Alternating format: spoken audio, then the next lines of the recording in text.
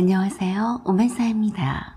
1년 전부터 입냄새가 나기 시작하더니 썩은 뇌가 진동한다는 남편의 말에 충격받고 치과에 갔었지만 별 이상 증세를 발견하지 못했습니다.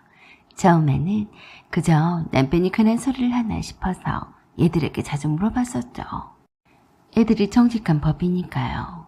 하지만 우리 애들은 별 냄새가 나지 않는다고만 했고 치과병원에 찾아가서 입냄새 때문에 진료를 받으러 왔다고 하니까 충치도 없고 괜찮다고만 들어서 스케일링만 하다 왔습니다. 그런데도 제 남편은 자꾸 제 입안에서 썩은 내가 진동을 한다기에 적잖이 걱정을 했어요. 열심히 양치질도 한다고 했었고 혹시 위장질환이나 해서 뇌과도 가봤지만 약간의 위궤양 말고는 별 이상이 없다고만 하더라고요. 오히려 의사는 신경성 증상으로 양치를 자주 해서 입안이 더 건조해지고 그러게 되면 입속 환경이 좋지 않아서 입냄새가 날 수 있으니 너무 과민 반응하지 말라고만 했습니다. 그렇다 좋아지겠지 싶어서 조금 기다려 보기도 했지만 여전히 입냄새가 난다고 했어요. 그래서 엘리베이터에서 이웃을 만나도 입을 가리고 말하기도 했고 사람을 만나기도 조심스럽기까지 했습니다. 그때 남편이 제게 그랬거든요. 당신은 잘 모를 수도 있어. 그런데 이건 도저히 시궁창에서 나는 듯한 썩은 내가 나는데 이건 정말 아닌 것 같다. 어떻게 좀 해봐. 어디 몸에 안 좋은 것 아니야? 사람들이 너를 뭘로 알겠냐? 이건 진짜 민폐다. 그런데 여보, 애들은 입냄새가 안 난다고 하던데 혹시 당신 코가 어떻게 된 거 아니야? 안 나긴 왜 안 나? 지금도 이렇게 심하게 났는데 저리 좀 떨어져 있어. 내 옆에 오지 말란 말이야. 당신은 아예 밖에 나가지 않는 게 좋겠어. 내 얼굴에 먹칠하지 말고. 남편이 그 말에 충격을 받았습니다. 그래서 친정언니를 찾아가서 입냄새가 나냐고 물어도 봤지만 잘 모르겠다고만 해서 저도 황당했어요. 냄새가 아예 안 나는 건 아닌데 말할 때 바로 눈치챌 정도로 냄새가 심한 편이 아니다. 병원에서 괜찮다는데 너무 신경 쓰지 마. 그래서 제 입냄새 때문에 남편과 다투기도 했습니다. 당신 좀 수상해. 나에 대한 당신의 마음이 썩어서 냄새가 펄펄 난다고 그런 거 아니야? 아이고, 다른 사람들이 뭐 얼마나 냄새가 조금 나더라도 참지 너한테 말해주겠냐? 그래서 수시로 얘들에게 하루에도 여러 번 제 입냄새가 나는지 확인을 받곤 했었는데 어느 날 제 아들이 그러더라고요. 엄마, 진짜로 냄새가 나긴 해요. 이 앞전에는 냄새가 나지 않았었는데 입냄새가 지독하게 나요. 그 말에 놀라서 다니던 치과병원 말고 다른 병원으로 갔더니 글쎄 어이없게도 잇몸병이라고 심하다고 했습니다. 가끔씩 잇몸에 피가 나기도 했지만 그러다 말다 했었고 잇몸에 붓다가도 가라앉기도 했었는데 잇몸 속에 치석이 많이 끼어 있어서 염증이 났다고 하더라고요. 의사의 말로는 평소에는 괜찮고 증상이 없다가도 몸 상태가 좋지 않거나 할 경우에는 증상이 발현이 되어서 염증이 심해져서 잇몸이 심하게 붓고 양치할 때 출혈도 난다고 했어요. 솔직히 제가 임신했을 때 충치 때문에 치과 치료를 받아본 것 말고는 치과에 치자도 모르고 살았습니다. 회사에서 매년마다 시행하는 건강검진에서도 늘 스케일링을 권했었지만 겁나서 하지 않았어요. 입냄새의 원인이 저희 잇몸병이었다니 참 그동안 회사 동료들이나 주변 사람들이 얼마나 제 입에서 나는 냄새 때문에 말도 못해주고 곤혹스러웠을까 생각하니 창피하기 그지없었어요. 할 수 없이 잇몸 치료를 오랜 기간 받아야 했어요.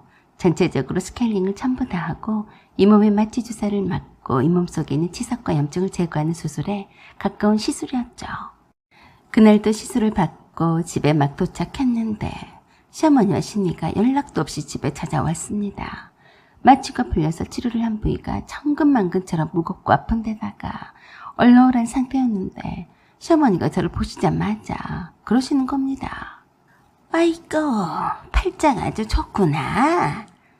네? 무슨 말씀이세요? 몰라서 묻냐?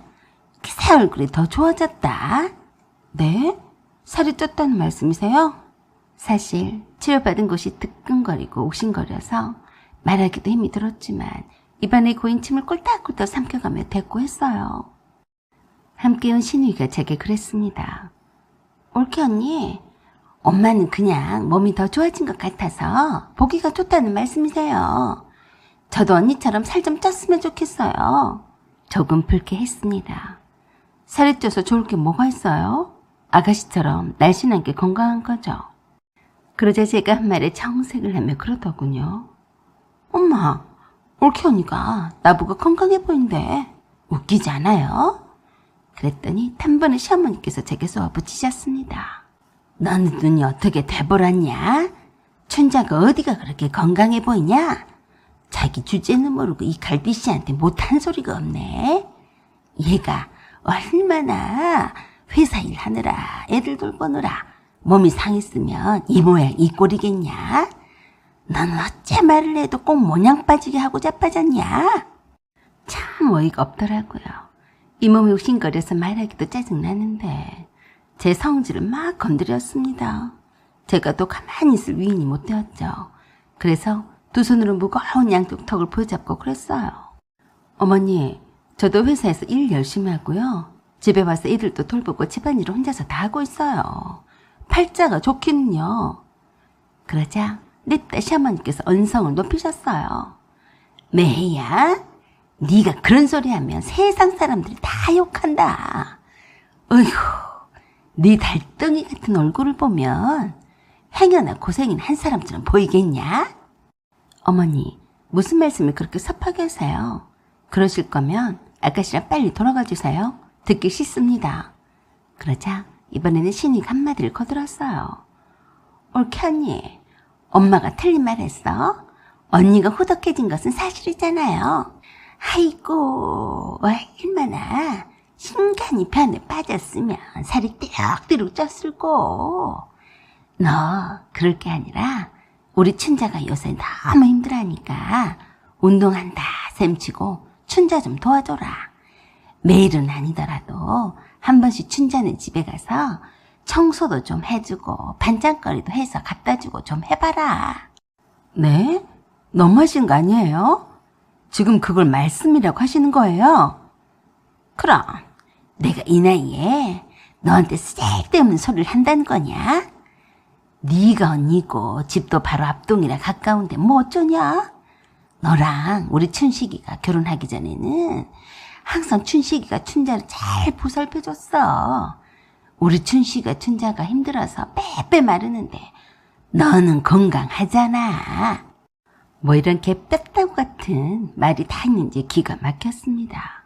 시어머니와 신이 때문에 스트레스를 왕창 받아서인지 이젠 두통이 심해져서 견디기 힘들었어요. 그래서 제가 나지막히 말했어요. 어머니, 그리고 아가씨, 내가 지금 아파서 조퇴하고 병원에 다녀온 환자거든요. 오신 김에 어머니랑 아가씨가 애들 저녁도 해먹이고 집 청소도 좀 하고 저 좀 도와주고 가시죠. 아시겠어요? 그랬더니 완전 웃기다는 식으로 시어머니와 신이가 마주보고 웃고 떠들이대며 저를 조롱했어요. 어머, 언니 정말 웃겨. 이 와중에 코미디예요? 누가 누구한테 종가리 짓 하래? 네가 어디 아프긴 아픈가 보다. 별 같지 않은 소리를 타는 걸 보니 말이다. 그래서 제가 그랬습니다. 내가 건강해 보여서 아가씨네 집 청소도 매일 해주고 반찬거리도 만들어서 갖다 바치라면서요. 왜요? 며느리 옳긴 아파도 환자 취급을 못 해준다 이건가요? 이런 별 거지 같은 집구석이 다 있어. 당장이 꺼지세요. 빨리 나가요. 시어머니와 신우이는 갑작스런 저의 거친 말투에 놀라서 어안이 벙벙 했어요. 그래도 제가 열 받은 김에 계속해서 쏘아붙였습니다. 뭐 저는 입이 없는 줄 아셨어요? 병원에서 치료받다 온 환자라 얼굴 좀 부었는데 그걸 가지고 모녀가 놀리고 자빠졌어요. 재수없으니까 빨리 나가요. 그러자 시어머니가 뒷목 잡고 쓰러지는 듯한 연기를 하시더라고요. 그의 질세라 신우이는 제게 막 퍼부어댔어요. 언니, 엄마한테 그게 할소리야? 정신 나갔어? 그래, 나 정신 나갔다. 너 같으면 아파서 병원에 다녀온 사람한테 살쪘다며 놀리고 네 종가리 하라는데 너는 말짱 하겠냐? 뭐라고요? 여기서 내 종가리 하고 갈 거 아니면 빨리 나가지 못해요? 환자라서 쉬어야겠어요. 아, 그리고 아무리 집이 가까워도 다시는 막 찾아오지 말아요. 알았어요? 그러자 시어머니가 기가 막히다며 노발대발 하셨어요. 이젠 시어머니한테 막말하고 사기까지 치네. 니까짓 게 뭔데 내가 내 아들네 집 오는데 지랄이야. 내 아들은 빼빼 말라 쥐어 짜놓고 니만 그렇게 띠룩띠룩 살찐 주제 이게 어디다 대고 터진 입이라고 막해? 너 나한테 뒤질래? 무엇이 어째요? 그래요. 한번 어떻게 어머니가 저를 잡아먹으시나 볼 테니까 해보시죠. 그리고 아들네 집이라고 하셨어요? 착각하지 마세요. 여기는 저 어머니 아들과 공동 명의의 집이에요. 웃긴 소리하고 자빠져 계시지 말고 얼른 안 나가요. 경찰 부를까요? 그러자 저에게 천하의 못돼 처먹은 며느리라며 고래고래 소리 지르다가 신우이와 함께 나갔어요. 그날 저녁에 남편에게 뭐라고 하셨는지 남편이 늦게 퇴근해서 집에 와서는 제게 난리 법석을 떨었습니다. 당신은 제정신이 맞는 거야? 어떻게 어머니한테 그럴 수가 있어? 우리 엄마가 아무리 못마땅한 말씀을 하셨어도 당신에게 시어머니야. 엄마가 우리 안 보고 사신대. 그래서 제가 그랬어요. 잘 됐네. 나도 어머니랑은 안 봐도 좋으니까 당신도 내가 싫으면 어머니한테 가버려. 뭐? 너 말 참 쉽게 한다. 내가? 나 오늘 잇몸치료 받고 온 환자라서 얼굴이 좀 부은 걸 가지고 살이 띠룩띠룩 쪘다는 둥 어머니 아들과 딸은 갈수록 빼빼 말라가는데 나는 갈수록 아들 덕에 살이 올라서 아가씨 집에 가서 매일 종가를 해달라는데 너는 그게 말이 된다고 생각하냐? 야, 그건 엄마가 뭘 잘 몰라서 그런 거잖아. 나 오늘 치과에 가서 너무 힘들었어. 마취가 끝나기가 바쁘게 어찌나 통증이 심하고 머리까지 아팠어. 그런 나에게 그게 할 소리냐? 나 만사가 귀찮으니까 건드리지 마라. 라고 하고 침대에 누워서 끙끙 앓았습니다. 그러자 남편이 그때서야 아무 말도 하지 않고 우리 애들 저녁도 챙겨서 먹이고 설거지도 하고 애들 숙제도 챙기더라고요. 그러다가 어렴풋이 신우한테서 전화가 온 모양인지 뭐라 하는 소리가 차근하게 들렸어요. 뭐? 여시? 너 감히 네 올케언니한테 여시가 뭐야? 나한테 뒤질래? 너 내가 분명히 말하는데 열 셀 때까지 당장에 달려와. 빨리. 안 오면 내가 당장 쫓아가서 네 아구탱이 날려버린다. 이게 보자 하니까 자기 올케언니를 종으로 알아.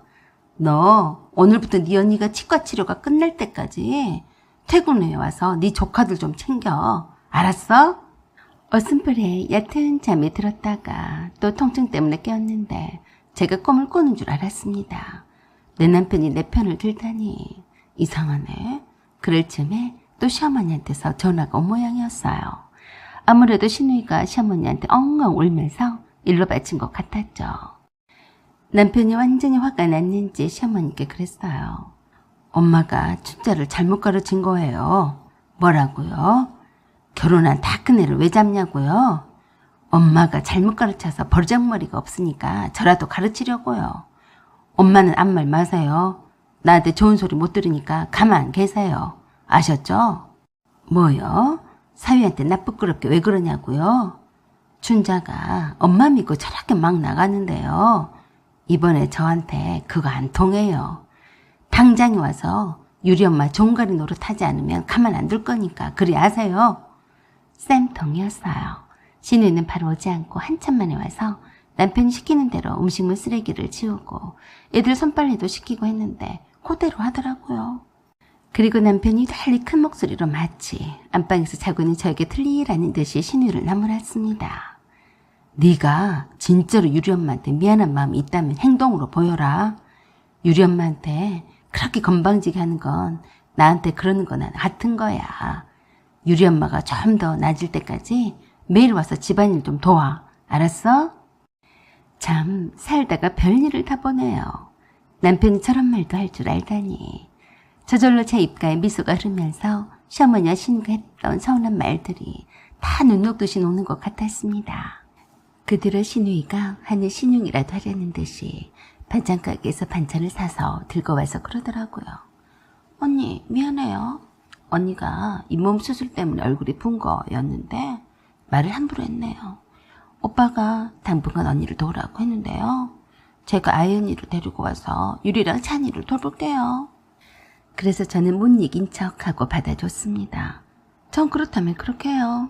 하지만 또다시 어머니랑 다 몰려와서 그러면 안 되는 거 알죠? 유리 아빠가 단단히 화가 난 건 알죠?